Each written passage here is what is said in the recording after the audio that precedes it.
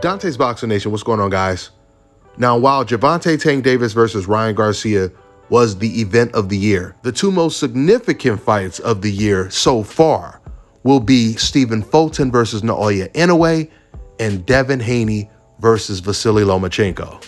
I didn't include Errol Spence versus Terrence Crawford because that fight is not official yet. I'm only talking about the fights that are official so far. With that being said, I don't want anyone to get the message misconstrued. Don't get misled by old media because they're already trying to throw Lomachenko underneath the bus just to discredit Devin Haney just in case he wins. They have no confidence in Lomachenko because they believe Devin Haney is such a better fighter. But the truth is, out of those three fights that I mentioned, Gervonta versus Ryan Garcia, Stephen Fulton versus Naoya Inoue, and this fight right here, it's Devin Haney that has the toughest fight. That's why all those excuses of Lomachenko being older or him being smaller, it means absolutely nothing. In fact, these excuses that old media are trying to make for Lomachenko, he himself and his team don't even agree with. So Top Rank, they put on their version of a face-off show. And it was some pretty interesting things that was said back and forth when it comes to Devin Haney and Lomachenko. Now, the host of the show, Christina Puncher, she actually tried to set up the pitch. She was aggressively trying to get Lomachenko to catch on and use the excuse of Devin Haney's size. Like, that's pretty much the reason why he's going to lose the fight. But Lomachenko surprised her, and he actually told the truth. Lomachenko said that Haney is the same size as Nakatani, Jermaine Ortiz. He even said Commey, I think. He said, it's just a different style. Much has been made about how much bigger he's going to be and you fighting up at 135, not necessarily your natural weight class. How heavy do you expect him to come fight night? I think it will be the same like another guy who was before. So Campbell, Commey, Ortiz, Nakatani. They are the same size, but different style, different technique, different skill. It will be very hard, but it's real. So he completely shot down the excuses that old media was trying to make for him. I've already told you guys that Lomachenko's easiest fight since he's been at 135 was against Nakatani, and Nakatani is bigger than Devin Haney. Now, Devin Haney did respond to Lomachenko saying they're all pretty much the same size, but I don't know if Devin Haney actually heard what Lomachenko said because Lomachenko was being very honest, and the way Devin Haney responded, it was as if, you know, he was accusing Lomachenko of talking about how big he is. But Lomachenko did call him a heavyweight when they first met. Maybe that's what Devin Haney was talking about when he said, you know, you talk about how big I am, but fighters like Commey and Pedraza, they're fighting at 140 now. And maybe that's once again what Devin Haney was talking about. But the most important thing is Lomachenko himself. He admitted that Devin Haney is the same size as all these guys he's been fighting. The only difference is the style. This has got to be very frustrating for old media because this was the best play that they had. And it didn't work at all because they can't even get Lomachenko to play along. Once again, we know right now, and if Lomachenko had a rematch with Nakatani or Jermaine Ortiz, no one would be saying that he's old and too small. They wouldn't be saying that at all. And the reason why they wouldn't say it then is because this has always been about skill. Who's the better fighter? This is the reason why Lomachenko has campaigned at 135 for so long. Remember, guys, when Guillermo Rigondeaux, when he fought Lomachenko, he moved up 2 weight classes just to fight Lomachenko. And after he lost to Lomachenko, he moved back down 2 weight classes because he knew that was too high of a weight for him. Not Lomachenko.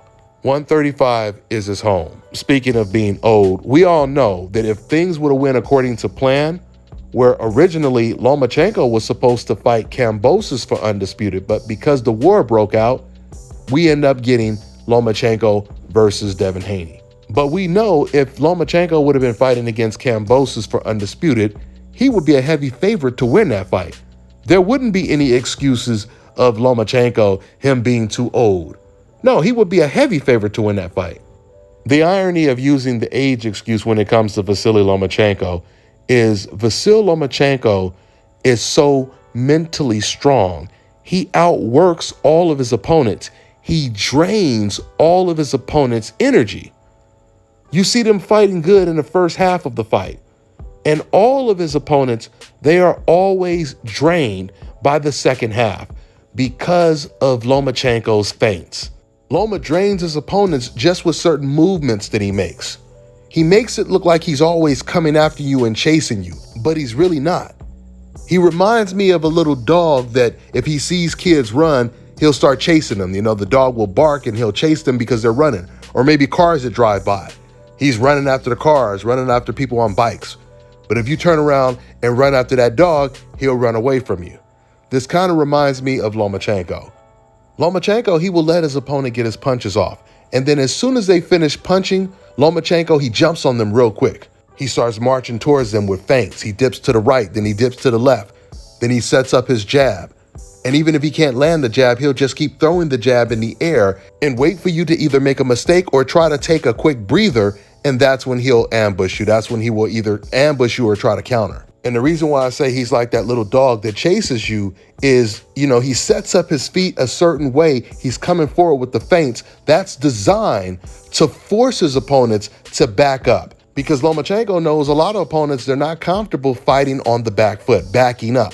And once Lomachenko either gets you to back up or just sit there and just block, that's when he unleashes all type of combinations. But when you stand your ground with Lomachenko and you come forward, that's when Lomachenko, like that little dog, he starts moving away from you. He's like, okay, this man, he ain't scared of me. My barking is done. Let me go and get out of here. And this is pretty much what Lomachenko does throughout the fight. So it'll be interesting to see if Devin Haney will be able to stand his ground. And if he does stand his ground, will he still have energy in the second half? Or even more energy than Lomachenko, the stamina king, the feint master? Or will Devin Haney just completely walk the feint master down? We'll see this weekend. That's all I got for now, guys. I'm on to the next one.